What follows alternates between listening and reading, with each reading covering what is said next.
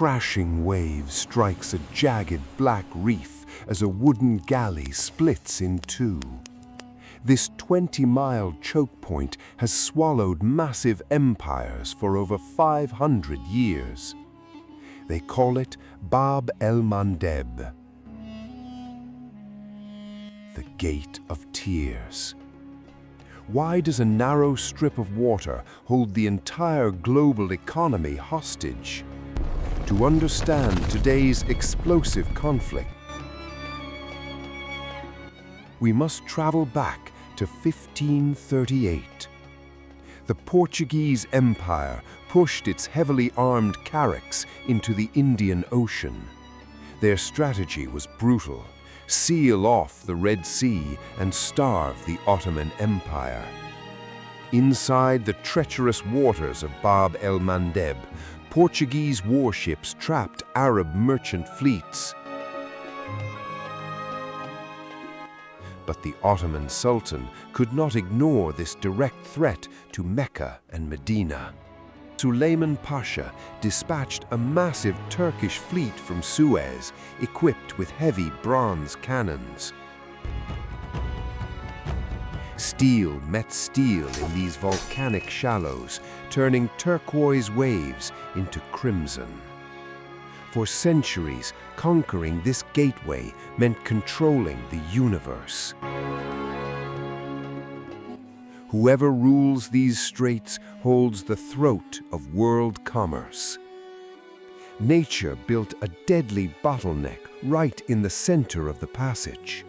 Volcanic islands like Perim cut the waterway in two, creating narrow shorelines.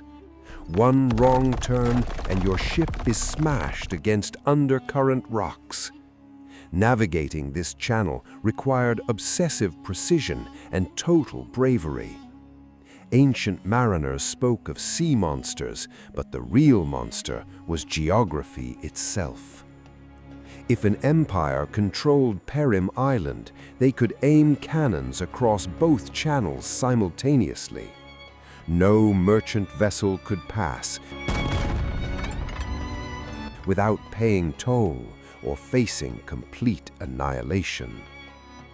Saidi Ali Reis, a legendary Ottoman admiral, braved these devilish currents to protect Red Sea ports. He faced cyclones, monsoons, and Portuguese ambushes near the Horn of Africa. The waters surrounding Bab el Mandeb became a graveyard for hundreds of war galleys. The gate demanded blood, and both empires paid in full. By 1857, the British Empire realized the Suez Canal would change world history. They seized Perim Island in a secret nighttime landing, planting the Union Jack on bare rock. They constructed heavy fortresses, mounted massive coastal guns, and monitored every ship passing through. But empire after empire learned the same lesson: you can occupy the rock, but you can never tame the gate. The British Royal Navy turned the port of Aden into a colonial strongbox. Every steamship traveling from London to Mumbai had to brave Bab el Mandeb. When World War I erupted, Ottoman forces in Yemen attempted to recapture Perim Island. Nighttime trench warfare broke out on barren volcanic slopes surrounded by shark-infested waters. Decades later, during the Soviet-American tensions of the 1970s, the stakes became nuclear. Superpower submarines slithered under these silent waves, tracking each other in a deadly game of cat and mouse.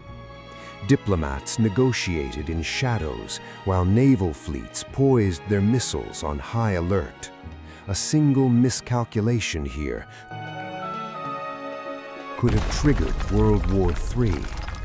In 1984, Unmarked sea mines began exploding beneath commercial oil tankers.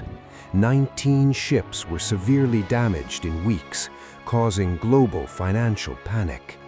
Local warlords, pirates, and rebel factions soon realized something lethal. You do not need a massive navy to stop global trade. You only need cheap mines and unyielding will. Somali pirates, equipped with fast speedboats and AK-47s, seized multi-million-dollar cargo ships. International naval task forces deployed warships from 20 nations to patrol the narrow corridor. Yet, despite high-tech radars and heavy patrols, the Chokepoint remained vulnerable to asymmetric attacks. Geography gave local factions an permanent strategic advantage. Today, 12% of all global trade squeezes through this infamous corridor every single day. Millions of barrels of oil, container ships carrying billions in tech, all passing within target range of barren shorelines. As massive cargo ships slow down to enter the 20-mile strait, they become easy targets. High-speed drones soar through the night, targeting tankers with surgical precision.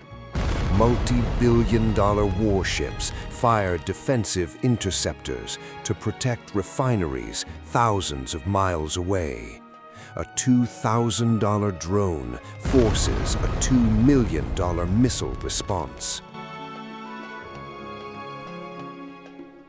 Major shipping lines now abandon the Red Sea entirely, rerouting vessels around the entire continent of Africa. This addition of 14 days adds millions to global inflation. The names of the players have changed, but the strategic anatomy of the geography remains accursed. From Ottoman galleys to hypersonic missiles, the Gate of Tears continues to demand its toll. And as long as powerful nations depend on ocean highways, Bab el Mandeb will remain the world's most dangerous flashpoint. The Chokepoint does not care who controls it. It simply waits for the next empire to bleed. This is the lesson of the Gate of Tears.